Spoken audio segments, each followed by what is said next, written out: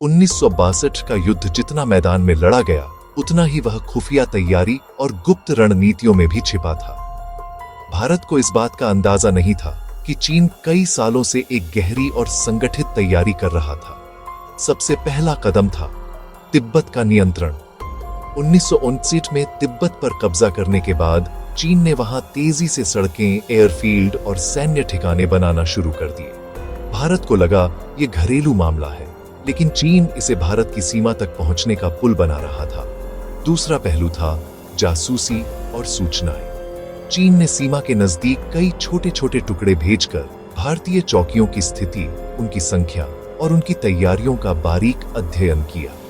वे अक्सर चरवाहों और व्यापारियों के रूप में सूट कर जानकारी जुटाते थे। भारत इस स्तर की खुफिया सक्रियता समझने में देर कर गया। तीसरी तैयारी थी सप्लाई लाइन। भारत की तुलना में चीन की सप्लाई लाइन सीधी, तेज और ऊंचाई के हिसाब से बनाई गई थी।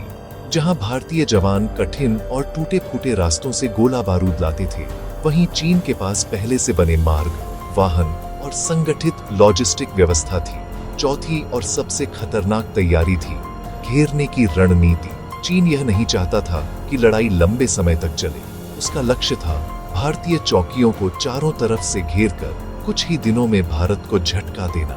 नामकाचू, तवांग और बमडिला इसी रणनीति का हिस्सा थे। भारत को इस तीव्र तैयारी का अंदाजा धीरे धीरे होता गया। नेतृत्व को लगा था कि संघर्ष सीमित रहेगा, लेकिन चीन ने पहले से गुप्त योजना बना ली थी कि यह एक तेज और निर्णायक हमला होगा। 1962 की यह खुफिया कहानी हमें बताती है कि युद्ध सिर्फ ताकत से नहीं, बल्कि जानकारी और तैयारी से भी जीता जाता है। आप देख रहे हैं ग्लोब कॉन्फ्लिक्ट्स मीडिया लैब्स, जहां हम खोलते हैं युद्ध की छिपी हुई योजनाएं और इतिहास की असली तस्वीर।